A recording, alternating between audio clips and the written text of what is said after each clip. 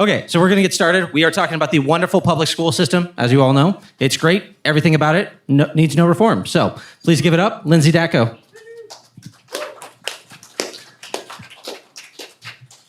Thank you. Can you all hear me? Sounds like it. Okay. I just have to say, Will, I spoke at yours, and then big hit piece done because I spoke to a libertarian group. So be ready for the next one to come out just because I'm here tonight. It's pretty crazy what makes the news. But I am really honored to be here. I want to say that I think Jeffco Kits First is distinguished because we have a fierce focus on individual rights, and we mean it. And no matter how hard people try to paint us otherwise, we have stayed firmly committed to ensuring all of our advocacy does not step on anyone else's rights. And that's why we have succeeded. So I just wanted to start with that. I'm pretty sure I'm a closet libertarian.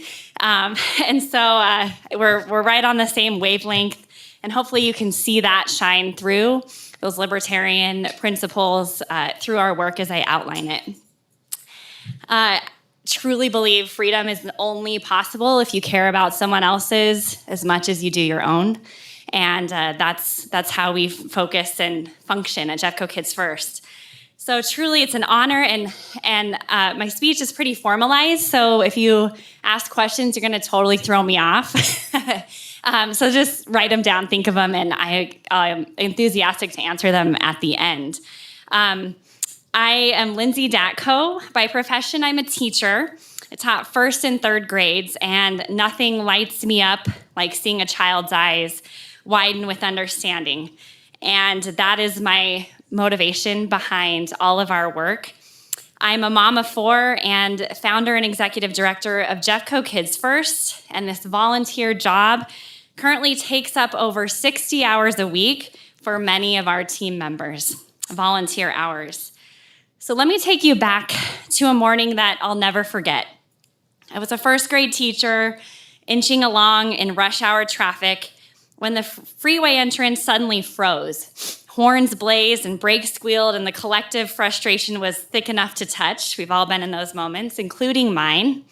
And then I looked up, and lo and behold, an image from that classic children's book, Make Way for Ducklings, right before our eyes.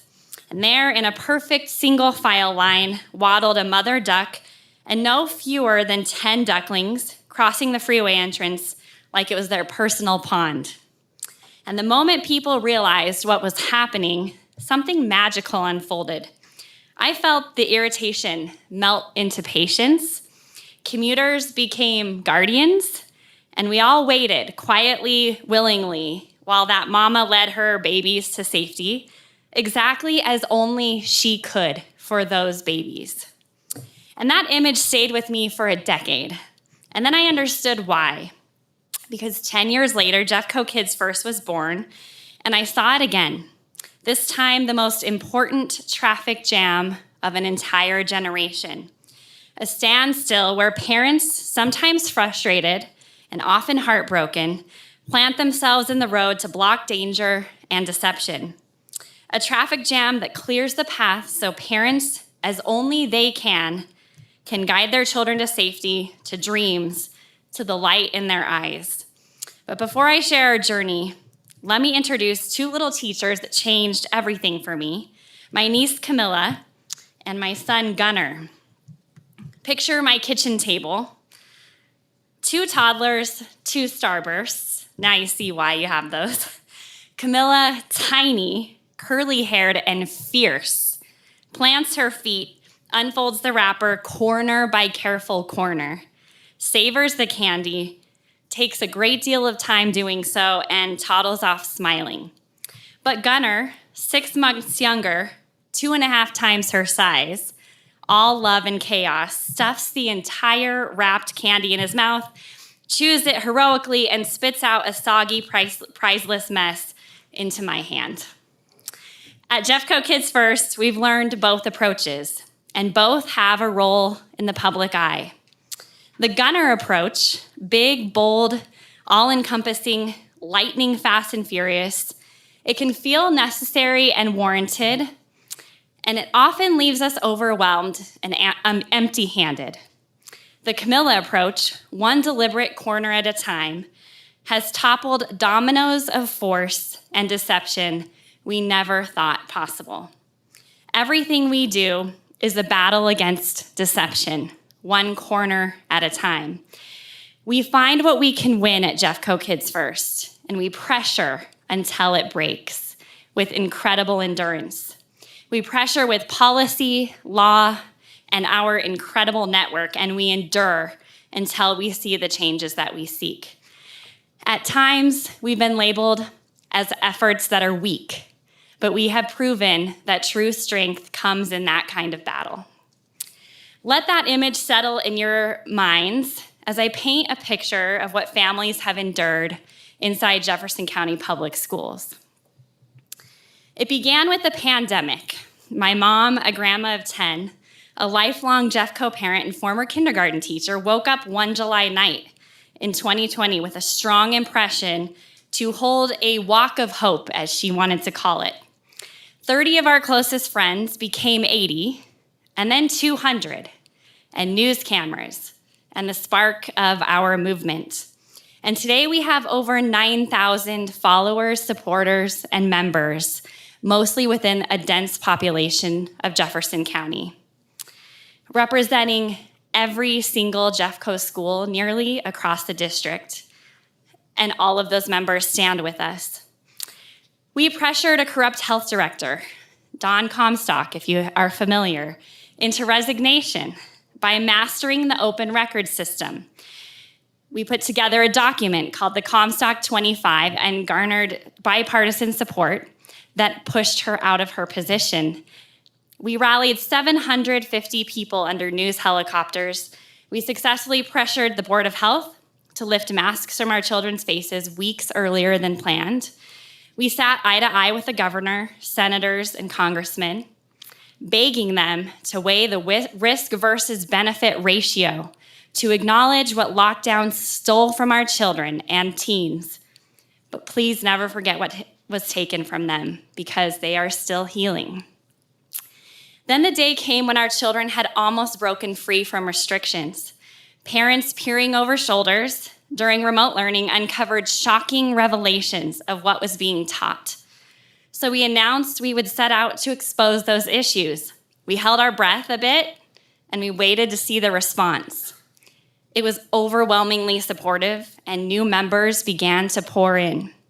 And wow, what we have exposed.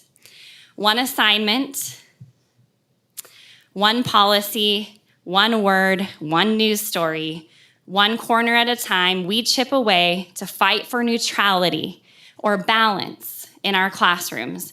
And we are laser focused on individual rights and the needs of all. So you can see here, right here at an assembly, the comparison was made between Anne Frank and George Floyd. Brave students sending images to their parents. The book Genderqueer. We posted this, a parent tried posting images from this book that their child had in their classroom. We were put under restrictions on Facebook for months just for trying to post those images. Well, we're book banners. I mean, that's what we are. Just kidding. But if you try to address something like that, the images are appalling. And it was actually removed from the classroom immediately. Down here, we had a parent spend over $300 of their own money, but because it was too Christmassy, they were forced to take it down, while other displays stayed up in the school. You see a bulletin board right here. It says, non-binary does not exist on a masculine to feminine spectrum. It's more like flavors of ice cream that aren't chocolate or vanilla. I don't know if you're scratching your head, but I don't know who wrote that. But that was in a hallway for a great deal of time. And up here you see, I am a trusted adult. I'll get into that. That term has taken over and become quite dangerous, and I'll explain more about that for sure. We ended secret pronoun surveys district-wide in contradiction to local and federal law, only to watch the teachers' union instruct members to continue to take the gender surveys, switch to paper and pencil, and destroy the evidence. And the story went viral. It even went international to the Daily Mail. We had phone calls off of the hook at that time. We spent 2 years making small but powerful adjustments to transgender equal opportunity policies, which weren't equal at all. The work instilled bathroom accommodations for every student because it was an equal opportunity policy, but only transgender students got the accommodation. And removed any element of parental deception. There were 4 elements keeping parents out of the loop. We are still fighting the effects of that policy and the permission it gave to educators to fully deceive parents. But we have seen a vast change in a once prevalent tone of deception overtaking families. In our growing and changing curriculum, we pushed to remove the term trusted adult, which had almost completely replaced the term parent, and even led children to talk to trusted adults about sexual topics. We successfully inspired removal of gender-neutral terms permeating curriculum such as pregnant person and person with ovaries, and more. We connected with the State Commissioner of Education and inspired removal of age-inappropriate resources for the new LGBTQ standards, such as the pink triangle for first graders, 6-year-olds, which represents the castration of homosexuals during the Holocaust. And that was a resource for 6-year-old children. We uncovered frequent instances of transgender teens. In Jefferson County, gender ideology is very prevalent.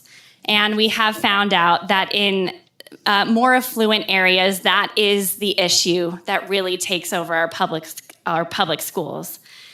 And Jefferson County is more affluent compared to many other districts. We connected with the State Commissioner of Education and we uncovered frequent instances of transgender teens and peers bunking and sharing rooms, bunks and beds with students of the opposite sex on overnight travel and week-long mountain trips to outdoor lab for all 6th graders. You may have heard the story of the 10-year-old little girl who went on a Washington, D.C. trip, and while in her hotel room, found out that her bedmate was a little boy. She went to the bathroom terrified and called her parents. That and our work uncovering many other instances has led to an Alliance Defending Freedom lawsuit and this Title IX June investigation for the U.S. Department of Education. So that is currently in the works.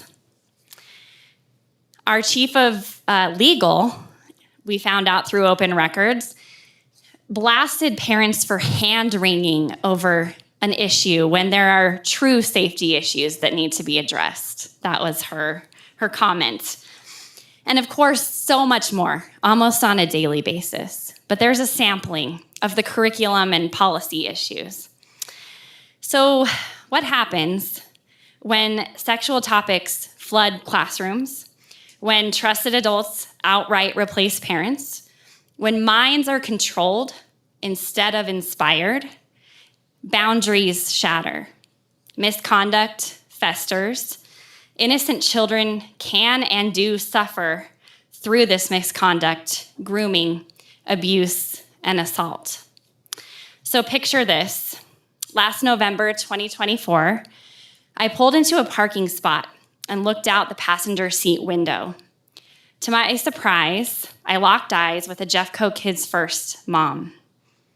A month before, she had called me in shock after discovering extensive evidence showing her son had been assaulted for a long time by his Jeffco school social worker, even within her school office, on school grounds, and in a secret location. I looked past her for a split second, only to see the profile of a teenage boy in a hoodie, shoulders hunched, eyes looking down at the floor. And his grief was palpable, and it hit me hard. That moment wasn't coincidence for me, and everything in me screamed for justice. At that point, there had already been so many reports, charges, arrests in Jefferson County Public Schools. And due to our large network providing firsthand information, we knew we had a responsibility to corroborate those reports with legal minds, police records, district attorney statements, media stories, citing police and court records, and extensive work, our own extensive work with the open record system, which allows anyone to obtain, as you may know, public government records, which includes emails, other communications, and HR documents. We've become very skilled at getting these documents, exactly what we need. And 1 month later, news that the chief of schools, a top Jeffco Schools official who oversaw all investigations and sexual abuse trainings, was under criminal investigation himself for possession of child sexual assault material, followed by suicide.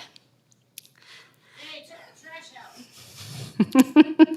This ignited an extensive effort, all the right volunteers falling into place, to now uncover over 30 cases. In fact, just last week, we uncovered another one, of misconduct, grooming, abuse, and assault from Jeffco employees in Jefferson County, Colorado, on students over a span of just 2 years. And this isn't abstract, it's real kids and real harm. And every single case is a trusted adult. Now let's give you a snapshot of our documentation, which has had over 165,000 views on multiple social media platforms, local TV news stories, as well as national publications. Fox 31 locally reported us as the most prominent student safety group in Colorado for uncovering this. And every single case we have uncovered, as I said, involved a child's trusted adult. A family liaison was charged with counts of sexual assault on children as a person in a position of public trust after performing fake medical exams on immigrant children in his school office.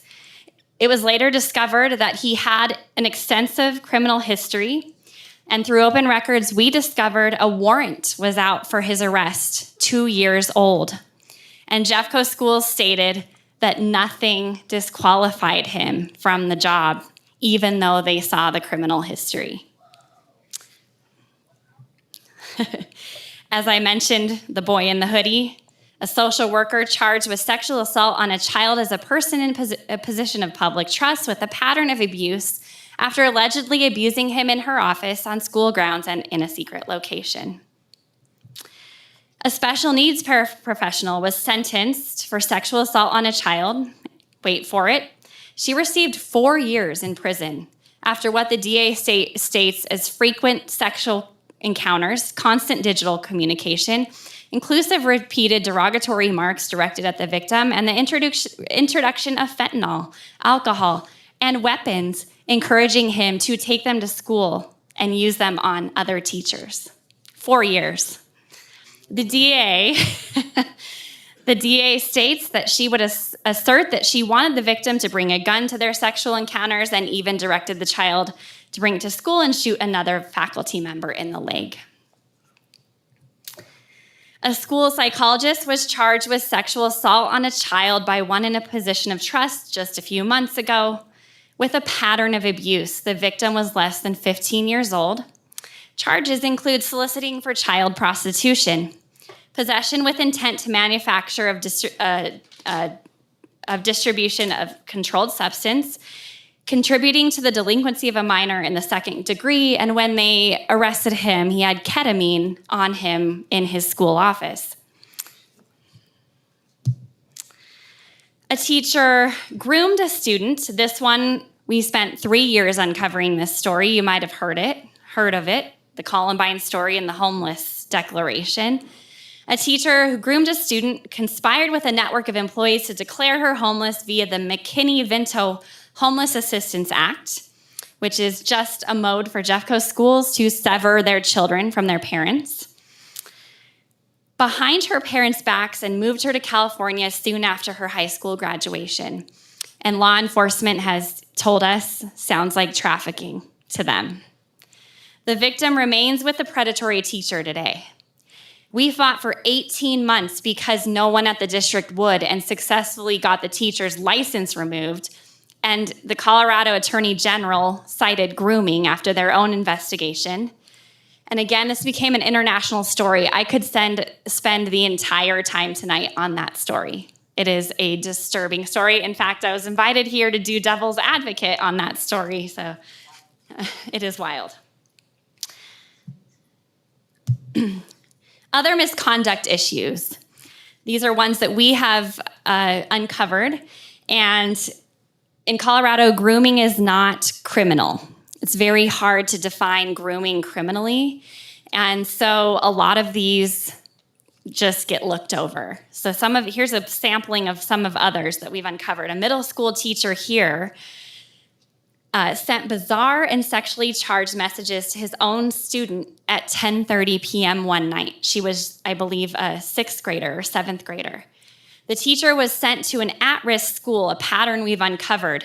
These teachers go to the most at-risk schools with the most at-risk students, and was recently charged with felony. Our PI just discovered that he was just charged with felony menacing with a weapon. And when we alerted the legal department of this, they had no idea that this had happened. So the principal didn't do anything, passed him on to the next school. They call it passing the trash, as she said. So right here, it's pretty commonly known, and of course we have to kind of just surmise, but NB often means non-binary, TL, total lesbian. So he's a wombat from West Jefferson. There's some sexual connotations there. And then he's basically, I don't know, a creature. Yeah. No, I don't know. I've looked it up before. First thing that came up is what? Okay. Yes. So then he said, hope it's someone else, like someone I like. And this was 10:30 p.m. Students went to the school the next day, looked up his phone number. I've looked up his phone number, sent it directly, or goes directly to his name. Nothing happened to him. He just taught some more and then retired.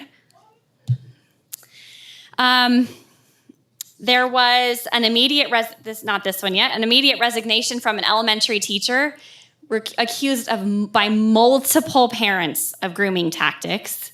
That was the youngest case that we had. We're talking kindergartners. The reports are extensive and disturbing, as much as those little ones can express. A bus driver who used a student's passion for Greek mythology to groom her, shower her with gifts, and sent text messages that stated, "You know you like older men." And he even invited her out to go on walks with him late at night. Nothing happened to him because right in the midst of it, of course, she turned 18. And so police hands are tied, and it all rests on Jeffco schools to do something. The chief of schools, her initial reaction shown in emails was, let's just move him to another route. And luckily, a Jeffco Kits First member was his supervisor and said, absolutely not. I will not do that. This is in the midst of just hordes of these reports coming in. By the way, all of these reports, all of these that I've just told you are 2025. It's not like this is over a span of 10 years. And the 30 cases that we've uncovered only go back to about 2023. So this isn't over some big span of time. We had a coach with a sexually charged blog entitled, I'm a Sexual Predator in My Own Home, and discussed spontaneous arousal. His own athletes discovered it. And that person was immediately fired, and not the others, so it's very random. We have a high school teacher with 14 years of documented misconduct and letters of discipline, 14 years. And after safe to tell reports emerged claiming inappropriate sexual relationships, then he was finally let go, but his punishment at first was to just move him across the hall from the principal's office and keep the door open. Very recently, a female coach who identifies as lesbian had her female athlete remove most of her clothing, took photos of her, and uploaded them to an app. She was quickly fired, And I think that because of our work, we are seeing these firings a little faster. This is the chief of schools up here. Purchased child pornography, took his own life. Again, cabinet member over every school and area leader. He was in charge of the district's sexual assault, I'm repeating that, abuse trainings. He was in charge of the trainings and all the investigations. He was also in charge of per the union contract. So you see the depths of our problems. The patterns we have discovered include placing teachers with misconduct at risk schools, allowing teachers to resign in lieu of termination, failure to report unethical behavior to the Colorado Department of Education. And we have tracked these teachers in other districts, states, countries, hiring teachers with extensive criminal histories and even a warrant, as I said in one case, only to see these teachers go on to be charged with sexual assault. There are real concrete solutions, and we're really pushing hard for them. So jumping ahead to July 2025, 3 Jeffco Kits First volunteers, myself and 2 others, eagerly boarded a plane to Washington, D.C., because our work caught the attention of the Department of Justice. And the next morning, we made our way to 950 Pennsylvania Avenue and went through security, computers in hand. A kind woman greeted us and walked us through a large but very empty building.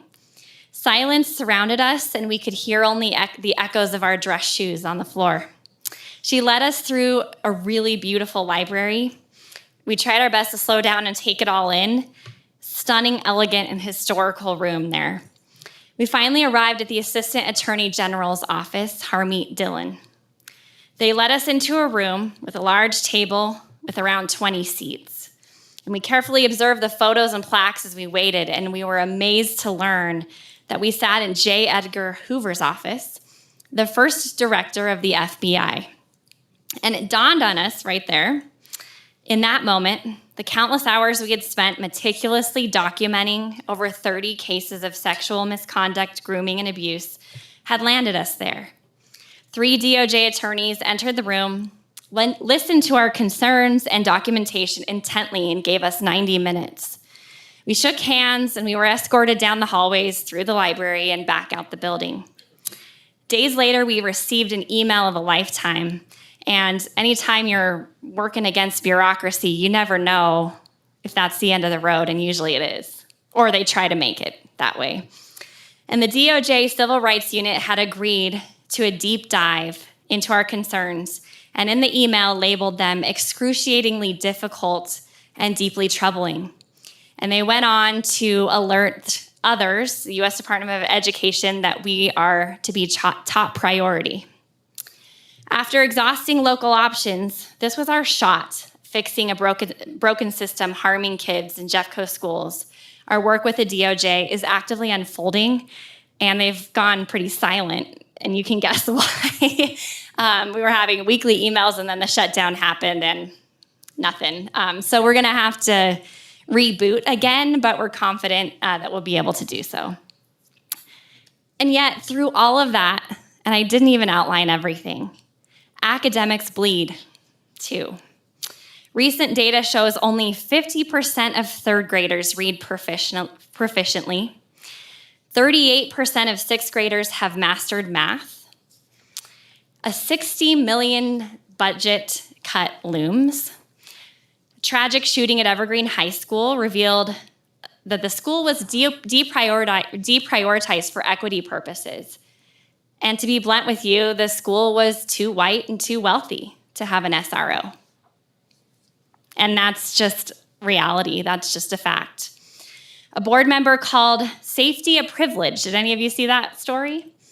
I was watching that, that board meeting, and I could not screen record that fast enough. I could not believe those were the words that left her mouth, the board meeting after the Evergreen shooting. And everyone tried to say, well, she meant this. And I'm sorry, she said this, and that's what she meant. She meant that it is equity-based, basically, our children's safety. So we rejected that pretty harshly, and I heard she did apologize at another meeting. I think enough pressure, because I had 3 TV news stations at my door. And when you have the legacy local media, you know it's going to be pretty big. But we have endured the effects of standing up. We have sued Colorado Community Media, who severely defamed me, likely robbed my teaching career because of it, in a 5-page article, and damaged Jeffco Kits First severely. 2 Jeffco judges, in a rare decision, said there was adequate evidence showing actual malice, allowing our case to go forward. But the media appealed, and you can imagine it went to the Colorado Court of Appeals, and they overturned 2 judges. But what they did was they weighed evidence, and they played jury, and it's pretty obvious. They're forcing us now to pay their fees. So not only did they defame us, not only did 2 judges say we could go forward, but the Colorado Court of Appeals activist judges overturned that. So right now we have petitioned the Colorado Supreme Court. They're actually looking into these laws actively because they need clarification. And we're the only case that has gone to them where judges had actually allowed us to go forward initially. And so we have hope, although we'll see any day what the decision is there. I'm cautiously optimistic there. But wouldn't change a thing. It is hard, though, and it was enough that we had to stand up. Of course, sometimes it's just a political jab. It's a political hit. This was true defamation, and we had to stand up. We had to find the best attorneys and push against the media. And I'll tell you, during this lawsuit, they have left us alone. It has changed things, except for Will's event where we but sometimes those actually bring us tons of followers, so bring it on, whoever's watching. Yeah, it's like, thank you, that you really did a nice job. So finally, just to wrap things up on a more positive note, we really strive to serve, and service is really our oxygen.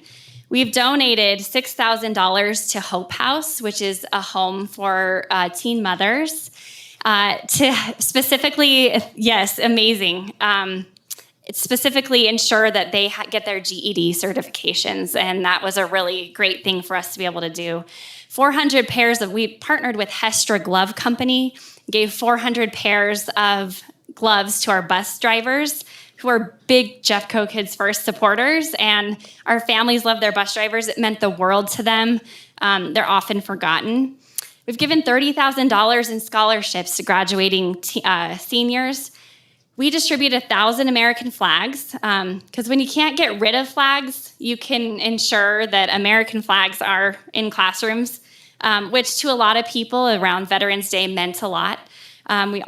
In just a few days, we had a team of 50 volunteers. We raised $10,000, $10 at a time, in just mere days, and placed those flags and honored 400 veterans. And it was very powerful for many. Right now, currently, we are working on purchasing 200 Yeti mugs that say Jeffco Hero for our SROs. You know, SROs have been pretty vilified, and they... A school resource officer, thanks. I actually had that in my notes to define that, so thank you. Those are the officers that protect schools where there's controversy around them. A lot of, like, Denver public schools tried to push them out. You don't like SROs, or you don't like Denver public schools? I don't like Denver public schools. Pushing, yeah. Yeah, I kind of like the idea of cops shooting. Yeah.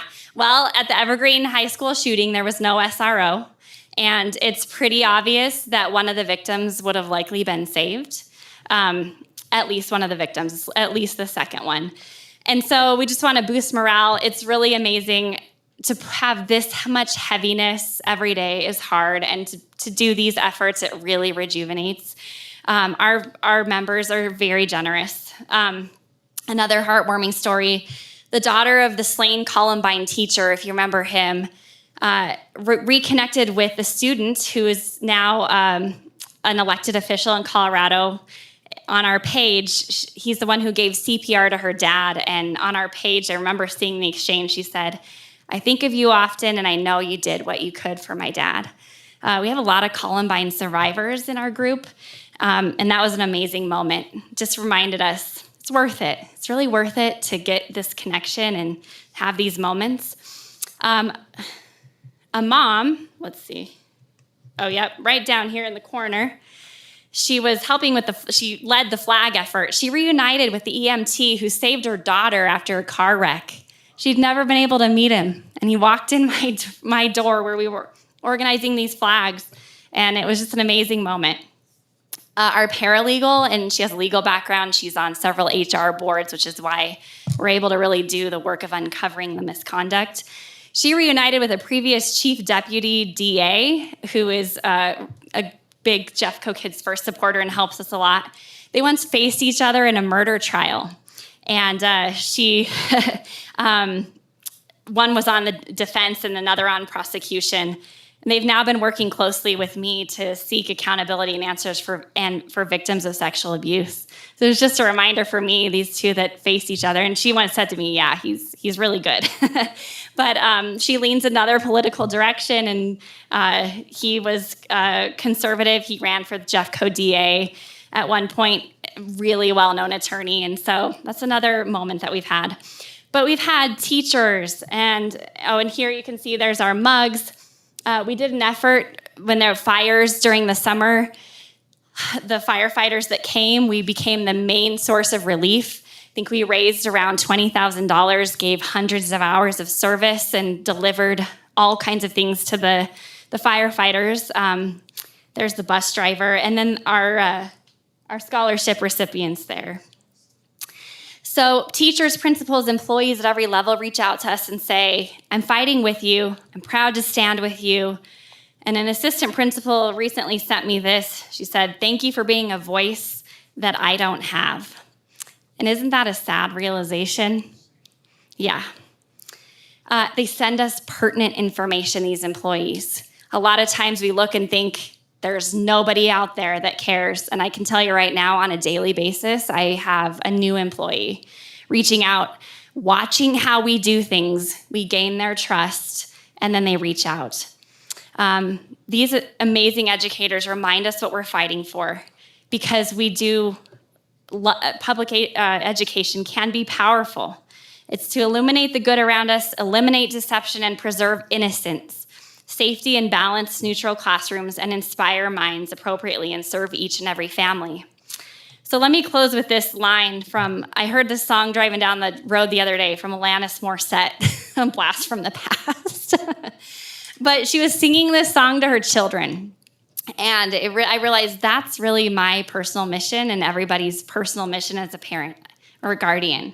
She says, my mission is to keep the light in your eyes ablaze. I think that's what parents are trying to do.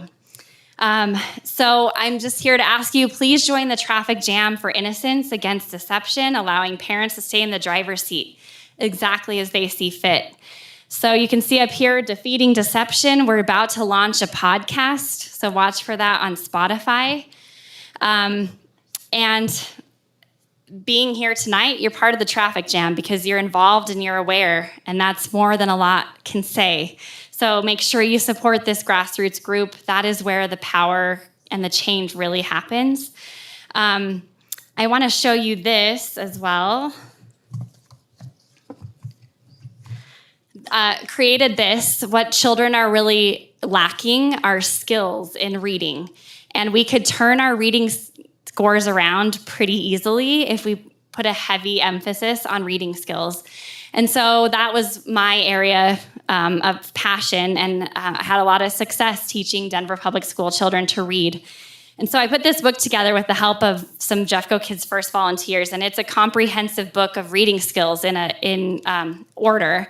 So if children master this, their spelling and their reading will become much more accurate. And so if anybody would like one, love to give one to you. And yeah, thank you so much for having me. I know it can be overwhelming, but I hope we've given you a sense that there's hope, that there's people out there that want change. So thank you. Yes. Questions? Yeah. Yes. For some of these cases that charges didn't end up getting filed, did Jeffco Kits First look into whether or not police reports were filed Yes. during the case? Almost every one, police have been involved, but it hits a dead end somehow. And so that's why it's so important for Jeffco schools to respond appropriately. But yes, thank you. Yeah, part of our records searches are police records for sure. So thank you. Yeah. So I completely agree with you that the only place where you're able to really affect positive change is locally. But I'm curious if you're sharing the resources of everything that you've done in other like counties throughout Colorado and looking to like branch out and create other things so we can hopefully save our state and the children. But Yeah, I am fiercely passionate about local advocacy. I did speak at a conference with several hundred teachers in DC this last summer. Someone in Pueblo has invited me to speak. And so I love to speak and share, but my advocacy will remain fiercely local. Yeah. Michael or, yeah. Hey, Lindsay, thank you so much. Everything that you share about Jeffco schools, it is so over the top. It is almost unbelievable. Right. And I am so glad that you bring the receipts, as the kids say, to Yes. back it up. What are you guys, do you guys do anything to pull these teachers' license? And or have you thought about someone that has good internet skills to make a web page and to make it rank high on Google and just smear the fuck out of them so that they can't get jobs in other states when they move? What do we do to keep these people we have away to from protect kids? ourselves as well. And so our policy is if the media or the district or the police have not released the name, we don't release the name either because we're going to somehow get into hot water. But yes, we go to the Board of Education, the state board. We've gone to Senator Bennett. They did 0. I mean, we had presented this, and they did 0.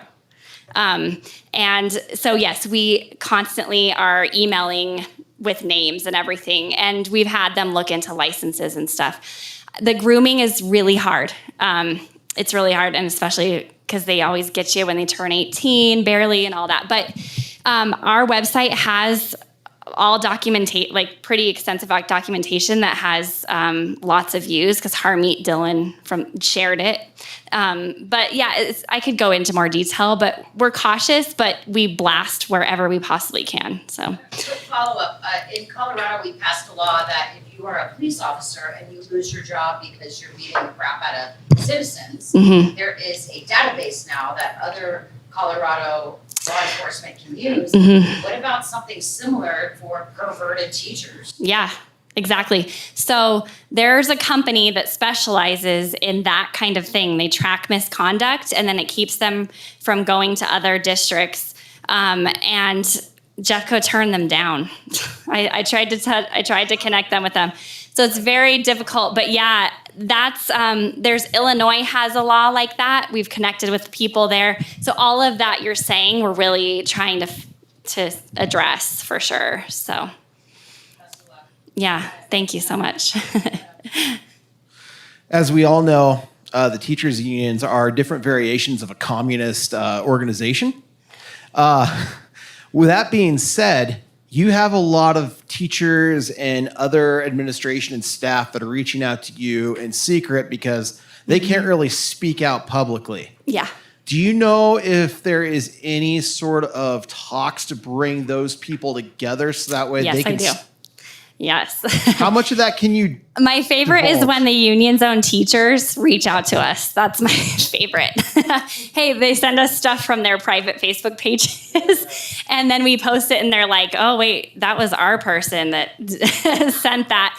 Actually, yes. I have heard of a group that's trying to start an alternate union that just basically wants to support teachers, and wants to kind of become another bargaining voice. So there is another effort to counter them. Last night we actually broke the union by 1. So there's now 1 candidate that is non-union.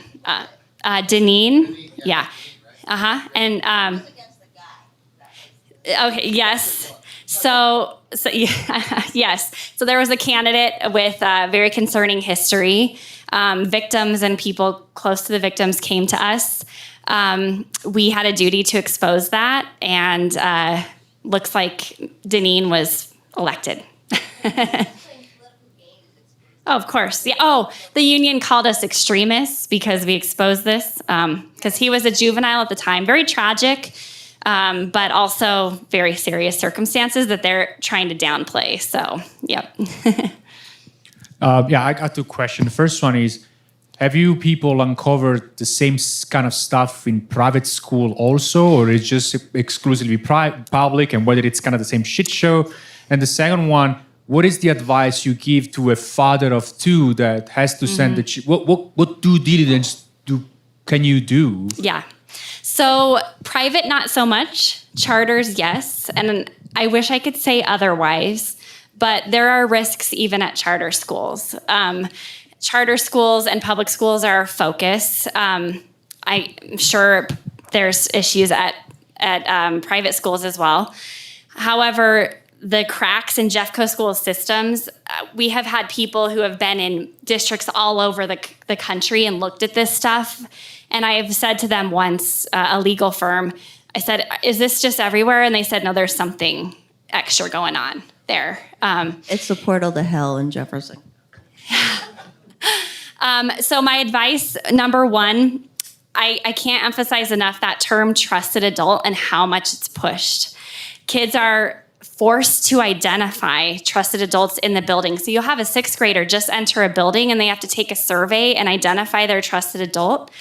There's suicide that comes into play for their rationale. That term is one of our main concerns from what we've seen. So just the most concrete thing I can give you in a short time is to talk to your kids about who their trusted adults are. Because if you don't, the school's going to guide them. In fact, one kid I just heard from a parent skipped the question and was called to the counselor's office and forced to identify anyway. And the child said, well, my older sister. And they said, no, it has to be in the school. And so that term, it may sound superficial, may sound like edu speak. It really is a risk. So. Okay, my question was, so when we're at the Capitol and they're, 13, 12, it's a clown show down there. It's these crazy people. So are you finding any moderate Democrats or normal people who are seeing that it's gone too far? Oh yeah. So people kind of roll their eyes at this, but it's really true. Jeffco Kits First is definitely politically diverse. And it's because people are dang sick of all this. And so, yeah, we have the pregnant person thing. You should have seen the feminists coming out of the woodworks on that. My team is bipartisan because the gender stuff, just done with it. Just stop influencing my child. Go live your life, but don't do this to my 6-year-old. And so, yeah, that's one where I have hope, and that can be a weak word, I know, but hopefully what I've shown you we do much more than hope. Yeah, there's a lot of people out there, and a lot that just aren't educated. The ones that are have come around to see it, for sure. So. Well, thank you for all you do. Yeah. I've got a 13-year-old at a charter school. I had he recently lost an art teacher because of an instance, and I don't know if you're aware of it or not, but it was interesting. She had a conversation with two students in an elevator, saying whatever happens in the elevator stays in the elevator, and she ended up getting fired very quickly after. But this was her, I think it was her third or fourth time that this occurred. The they them, she went by captain, stupid stuff. Anyways. Oh, I may have heard about this. Oh yeah, you might have. She had a history, but thankfully she's gone. But I was still just yeah, wow. I didn't know that person was gone, but yeah. See, charters can fire. Boom. Right. It was very quick. So that is very a difference. Good. Although I say charters have problems, they can handle it. But they also did she had 3 different. Anyways. Yeah. My question is, at what point, because obviously some of these get off the hook or some of these legal things kind of fall through the cracks. Like at what point do we move the investigation beyond the school board and like start asking the DAs, start asking the prosecutors? Oh gosh, Like, yeah. There's a whole legal apparatus. There's a larger system in control. So I've spent a lot of time with the FBI recently on one case. Begged the DA, wouldn't bring charges on the Columbine case.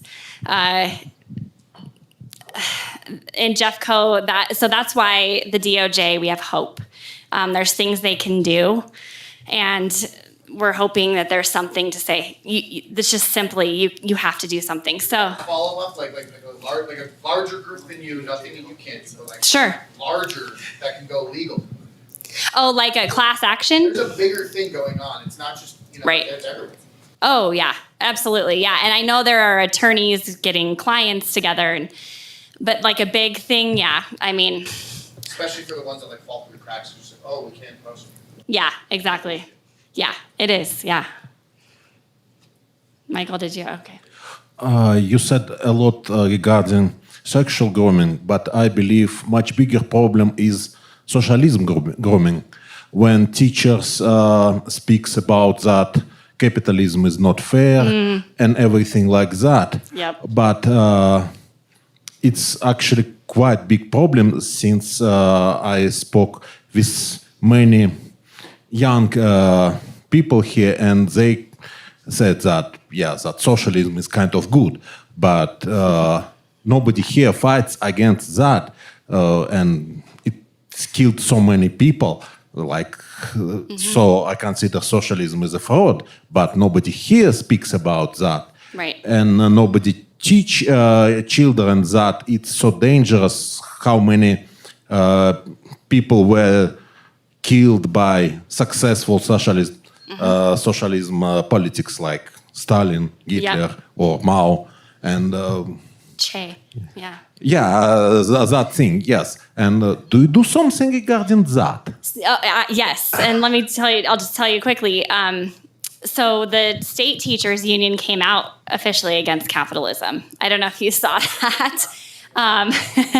Yes, made a statement officially about that. So that's pretty disturbing, and that shows you why it's entering our classrooms.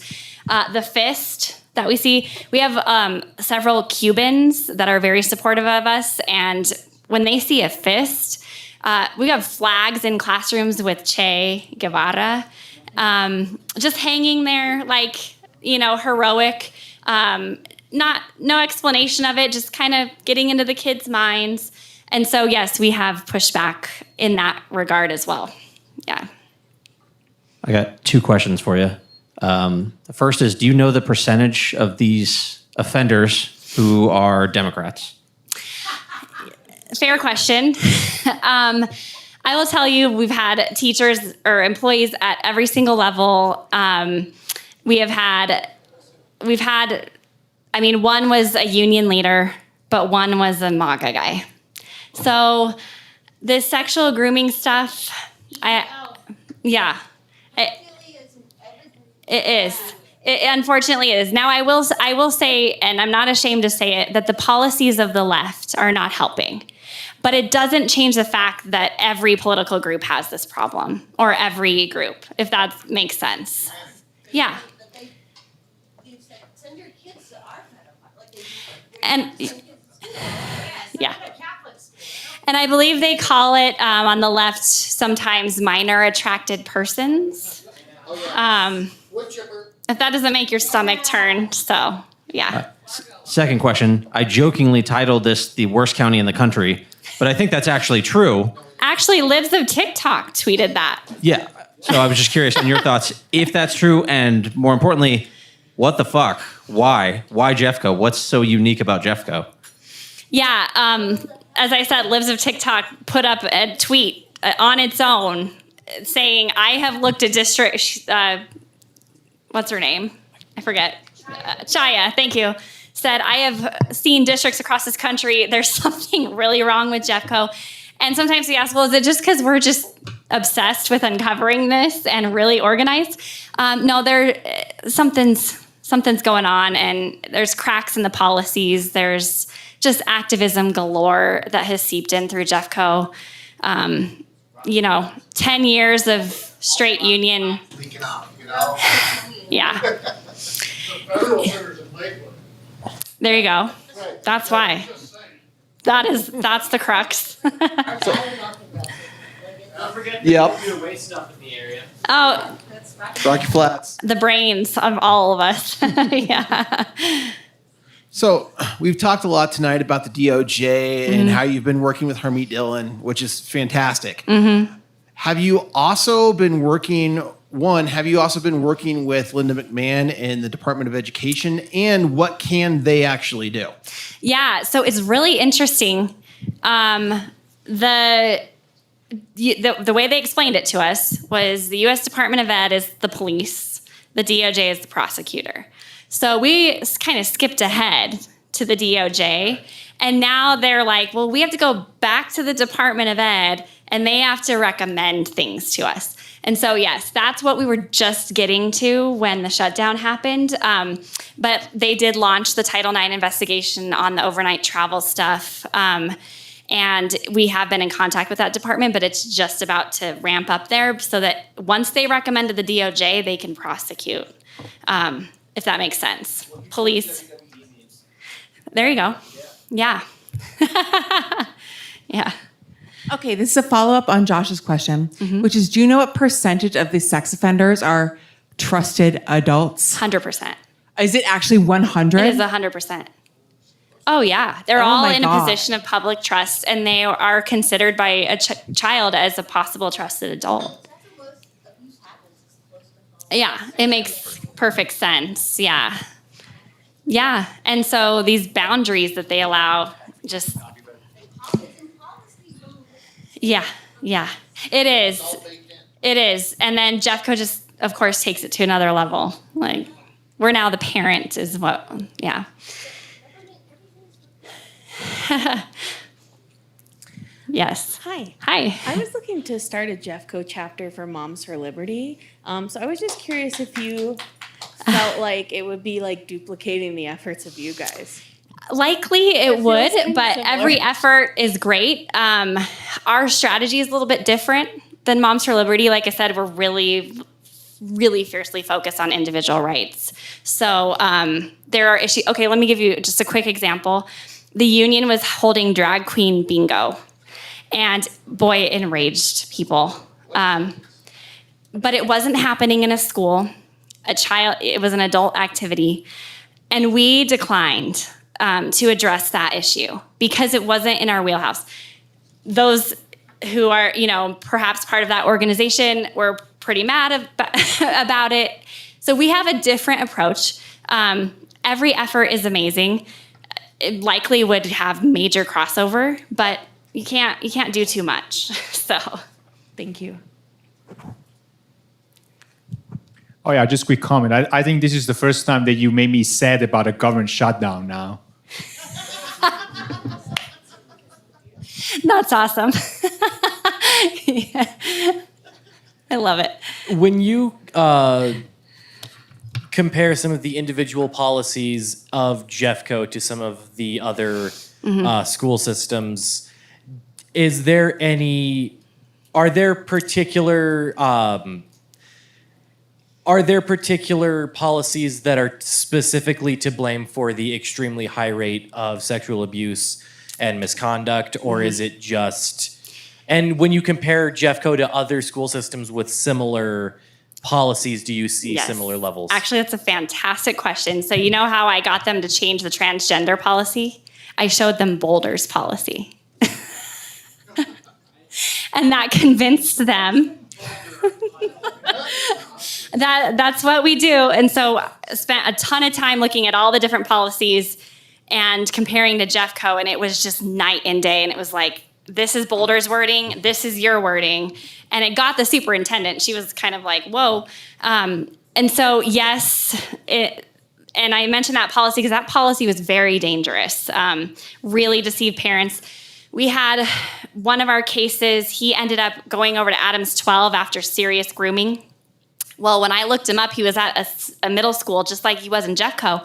And I alerted their leadership. And then I did a Cora. And they sent me pages and pages of their response. He went on automatic leave. The guy was fired. Okay, over at Jeffco, they just let him pass on to Adams 12 and let him resign and all of that. And so the HR policies, the deceptive parental policies, I mean, night and day, if that answers your question. And yeah, I could go into specifics, but yeah. My follow-up question to that is those specific policies, when compared to other school systems with similar policies, do you see similar rates of misconduct? So like in Adams 12, for instance, yeah, I mean, we see these popping up all over Colorado, and it'd be interesting to dive into their open records. But like this psychologist who had child prostitution, he worked in Cherry Creek, and they were very quick to tell us, yeah, we didn't rehire the guy after his internship. And then Jeffco hired him. So my gut is, yeah, it's happening everywhere. Some really bad, egregious stories, but the extent of it in Jeffco, it's just, yes. We got 3 more questions. Okay. So I wanted to That's ask great. you, what are your thoughts on homeschool? And I mean, if it were me, I would be doing everything I possibly could to keep my kids out of public school, which I will be doing. Yeah. So do you have any resources for that? And are your kids still in public school? Yes. Overall thoughts? Good question. Yeah. I mean, we are all about choice. And I mean, there's some really successful homeschool programs and collaborations. I'll tell you, I, as a public school teacher, I really, really love public education when it's done right. And I know that might annoy people. The power of a classroom when it's done well, to me, is unmatched. I am a really successful teacher, and I can't teach my own kids. So I have strong-willed children. It would be very difficult for me. So it's case by case, but fully support it. And, you know, different organizations might say, get out, homeschool, and fully support that. We are trying to make Jeffco schools a place where people can go.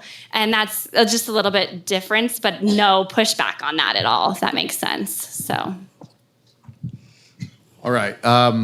So does the change happen at the school board? Does the change happen at the administration?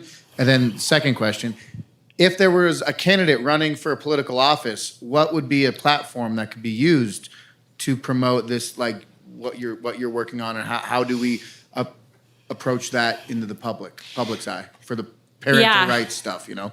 Like for a different elected position? Just something in the state. Something in the state house, Jefferson County State House, something like that. Yeah, I mean, people have come to us who are running for U.S. Congress, people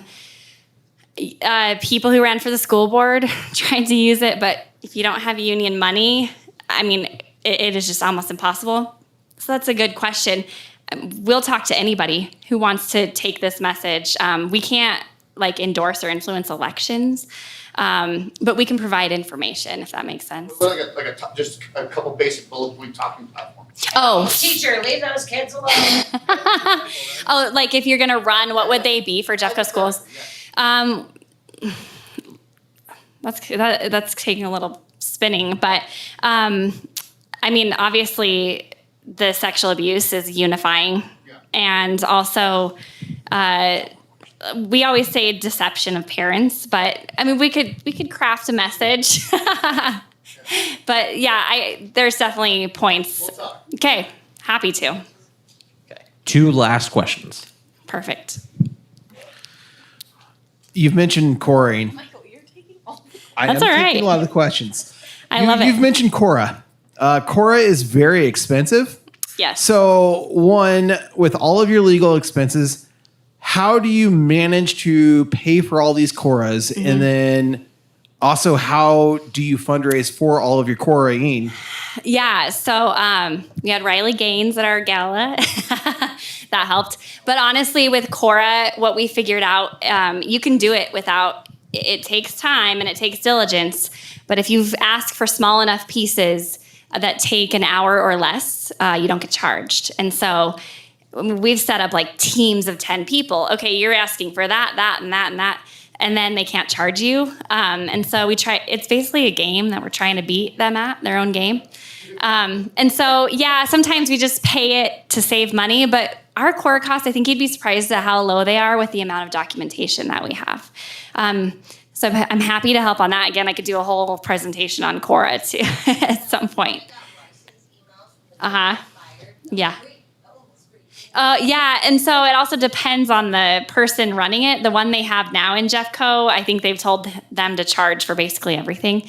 But the one before, I think with Weiss, they were just, I mean, we got their text messages back from that, and it caused a big stir.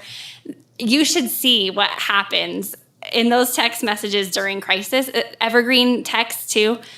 I mean, the board president was asking in text as the shooting was happening, should we be canceling Cub Scouts across the district? I mean, they had no plan. We're Columbine district. They had no plan. They're melting down in text messages. I just can't believe it. So that was a little more than you asked, but there we go. For Cora, Colorado Freedom of Information Commission, Jeff Roberts. He's really good. We have nonprofit attorneys that will help narrow your Coras to reduce the cost. So he's great. If you just want to fuck with the government, you don't even have to sue them or do anything. Just submit a Cora, and they'll start shitting their pants. He's done a presentation for us. Yeah. If you ever Cora communications on your Cora, it's really fun, especially when it's a big one, like all the text messages during the Dave Weiss scandal. So, yes. The Cora logs, just to see. Yeah, it's pretty interesting. Yeah. You can cause so many problems. Oh, Cora is probably your biggest tool to fight government and more freedom. Yeah. So I'm just curious if Brittany Peterson, Representative Peterson, our illustrious, whatever, she needs to learn to spell then. Her name is Peterson, so has Rep. Peterson reached out to you? Or had any communications? No. I've seen so many people on Twitter tagging her, like, are you going to talk to this group? No, they'll never talk to us. Absolutely not. So I would like to suggest a alternative strategy for Moms for Liberty in light of the existence of Jeffco Kits First, given that you guys are a first-rate organization at this. It seems to me that there are things that you guys don't do that Moms for Liberty can do and probably can be more effective at, given their reach and access to a larger organization. Organizations, Libs of TikTok kind of organizations. So I would think that Moms for Liberty is bringing politics into the fight. Oh, gotcha. Because they're a 501c4, which is a political. Yes, I believe. Right? Yeah, they do political. We stuff. are on purpose. Yeah, and that makes sense. I don't want to make it sound like I think you should be doing it. I think you're no, absolutely. You're absolutely right. And I know others have tried to start one. Like I said, you can't have, it's a huge county. You can't have too many efforts to push back. Oh, absolutely. Yeah, you can't do it all as one. And narrow mission is very effective because you guys are proof. Exactly. Otherwise, it's just a fight. Yeah, it's just, exactly. That's our talk. Give it up for Lindsay. Thank you. Thanks so much. Appreciate it.